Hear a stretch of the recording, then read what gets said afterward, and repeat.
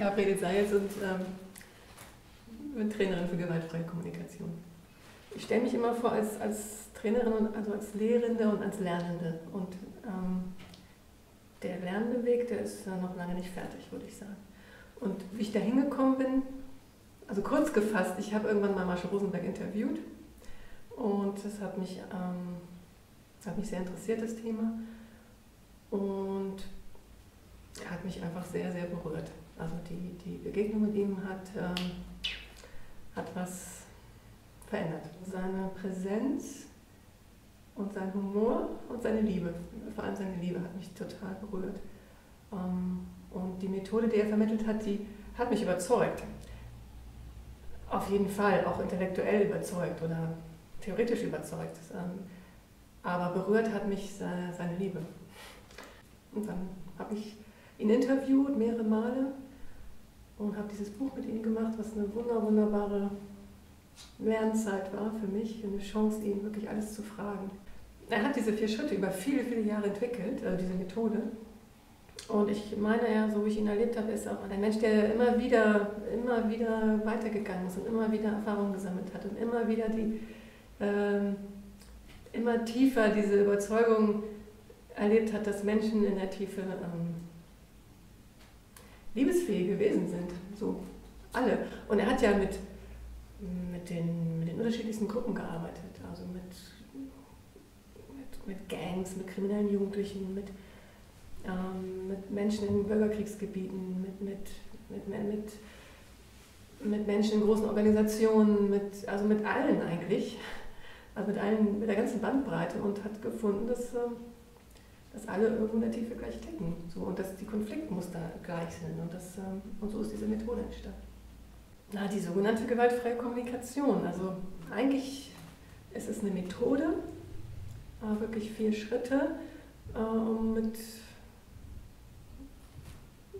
um Situationen, besonders Konfliktsituationen, zu sortieren und zu verstehen und zu klären, erstmal für sich selbst und dann auch im Gespräch. Aber es ist etwas, was für mich sehr weit geht, nämlich wirklich diese Anbindung an mein Herz oder an die Liebe oder an das Göttliche. Und gleichzeitig was ganz Praktisches. Also es ist wirklich so, es macht so einen Bogen auf, zu sagen, okay, ich binde mich wirklich an das an, was mich auch als Mensch ausmacht, was jeder Mensch in sich trägt als Potenzial, und versuche das ganz praktisch anzuwenden, wenn ich mich mit meinem Freund streite oder mit meiner Freundin oder mit meinem Chef. So. Oder wenn ich was bewegen will in der Welt. Ja. Und dafür ist es unheimlich geeignet.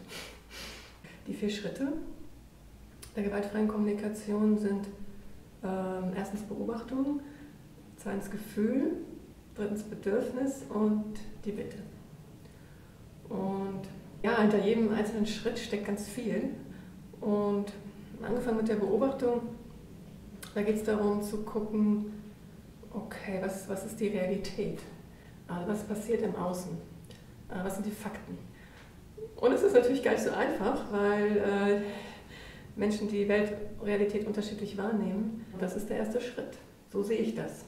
Mir die Mühe zu machen, zu gucken, okay, worum geht es eigentlich? Erstmal auch zu sortieren. Was denke ich über die Situation? Was fühle ich alles? Auch aus meiner manchmal doch auch dramatischen Bewegtheit. Ein Stück weit erstmal innezuhalten und zu gucken, okay, was ist da eigentlich passiert? Und meistens erlebe ich so, das weiß ich gar nicht so genau. Ach so, warte mal, dann stelle ich erstmal scharf und dann sehe ich vielleicht den anderen überhaupt auch erstmal wirklich. Und dann kommt schon der nächste Schritt, also gucken mit den Gefühlen, wie fühle ich mich. Und also dieser Schritt von Beobachtung zu Gefühl, da ist unheimlich viel Aufregendes zu entdecken oder Spannendes zu entdecken. Dieses Erkennen, hey, was sind eigentlich meine ganzen Bewertungen und wie stark sind meine Gefühle davon genährt? Und was sind eigentlich in der Tiefe meine wirklichen Gefühle?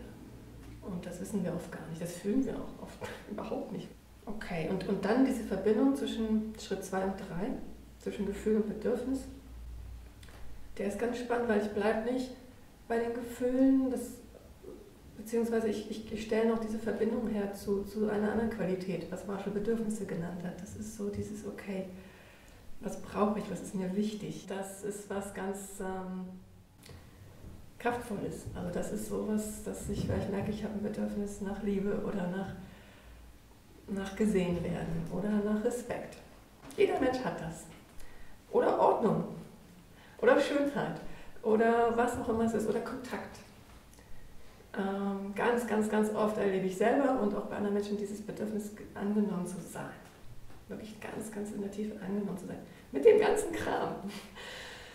Oh, und das macht oft eben auch die Gruppen so heilsam oder für Menschen so anziehend, dass sie sagen, ja okay, ich kann das hier vorzeigen. Ja, und dann wird schon mal ein ganz tiefes Bedürfnis erfüllt nach verstanden sein und angenommen sein. So. Und das ist das, worum es geht bei den Bedürfnissen. Laut Marshall Rosenberg ist das ursprünglich mal entstanden, weil er sich an Mahatma Gandhi orientiert hat, das Prinzip der Gewaltfreiheit.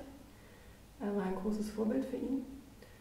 Und der Titel selber ist irgendwie entstanden, weil er einen Namen brauchte für einen Workshop. Und dabei ist es dann geblieben. Wir können nur gewaltfrei werden, wenn wir unsere komplette Bereitschaft, oft unbewusste Bereitschaft, gewaltvoll zu sein, auch sehen wollen. Unsere Schatten. Und dann, ja okay, dann lass uns das anschauen. Nicht weg damit, nicht weg mit der Gewalt, sondern ja, lass uns mal gucken. Und deshalb gewaltfrei. Ich finde den Begriff einerseits wunderbar, weil er sagt, ja, da ist sie. Ne, da ist das in mir, das sagt, und gleichzeitig möchte ich gerne tiefer gehen. Ja, ich möchte gerne tiefer gehen. Ich möchte gerne in das Herz von dem Ganzen gehen. Aber ich möchte gerne gucken, wo kommt das her und wie kann ich das erlösen. Und das ist eine Reise. Ja. Also wir Menschen sind zutiefst liebesfähig, wir sind aber auch fähig, sehr destruktiv zu sein. Das ist die Realität. Und dann lass uns gucken. Ja. Also GFK kann dir erstmal Mut machen.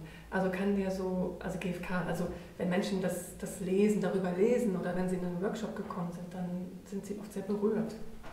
Das ist das, was für mich GFK kann oder macht, dass es erstmal diese Sehnsucht anspricht.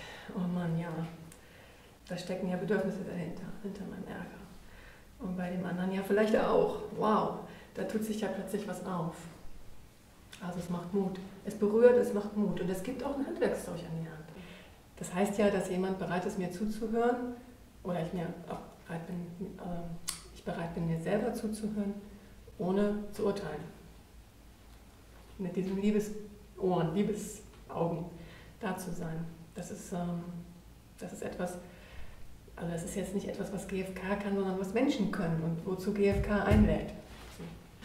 Also ich bin Fan davon, wirklich erstmal so nach innen zu gehen und innerlich aufzuräumen. Und dann zu gucken, was mache ich jetzt. Ich habe den Eindruck, Menschen wollen eher zu schnell zur Lösung kommen.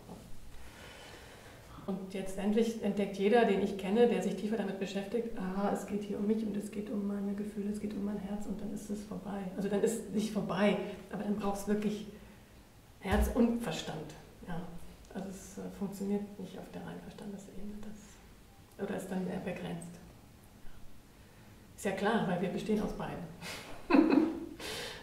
Und noch viel mehr. Und dann braucht es auch so eine Öffnung dahin. Also GFK ist sicher ein ganz, ganz wunderbares Werkzeug zur Friedensstiftung.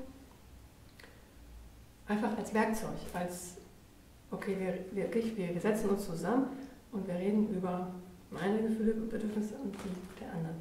Und über meine Wut und meinen Schmerz und dann über deinen. So, und wir hören uns zu. Das ist ein wunderbares Instrument, wo ich schon erlebt habe, dass sich ganz schön viel bewegt. In meinem Empfinden braucht es tatsächlich diese Herzensschulung, also auch wirklich, wo ich jetzt im Kriegsgebiet fahre und da vermittle oder in meiner völlig verstrittenen Familie oder wo ich versuche, die Strukturen dieser Gesellschaft zu verändern, was gut ist, das zu wollen. Und brauchst gleichzeitig diese innere Reise an diese Orte, wo ich mich verschließe vor der Welt oder wo ich mich verschließe vor der Liebe, wo ich mich auch vor meiner eigenen tiefen Liebe, die jeder Mensch in sich trägt. Du bist Liebe. Okay, also dahin zu kommen und die Mauern wegzuhauen, Stein für Stein, das brauchst auch in mir. So, dann werde ich sicher ein friedvollerer Mensch und dann werde ich auch mit dieser Liebe oder diesem inneren Frieden zu äußeren Frieden beitragen können. Und dann wird diese Methode eine ganz wunderbare sein und helfen, diese Gespräche zu führen. Ja. Also wenn du mit jemand anders im Konflikt bist, wenn du festhängst, ihr habt euch verhakt, was kannst du machen? Es gibt verschiedene Möglichkeiten. Also wenn wir uns so verhakt haben, dass es ganz schwierig ist zu reden, dann wäre es vielleicht gut, wenn jeder erstmal sich ein bisschen selber sortiert und einen Freund anruft oder eine Freundin und sagt so, sich da vielleicht Hilfe holt und gehört wird. Weil das Ding ist ja, wenn wir total verhakt sind, dann können wir den anderen nicht hören.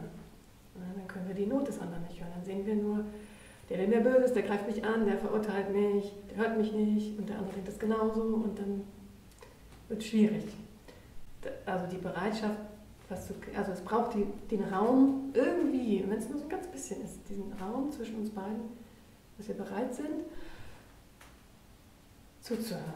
Einer muss irgendwie anfangen. Auch wenn ich sonst wie irgendwie am Brodeln bin, diese Bereitschaft zu sagen, okay, ich bin am Brodeln, nur ich höre dir jetzt zu. Dann haben wir eine Chance. Dann kann ich meinem Brodeln erstmal ins Regal tun sozusagen und dir zuhören. Dann kann ich hinterher, meistens bewirkt das schon total viel.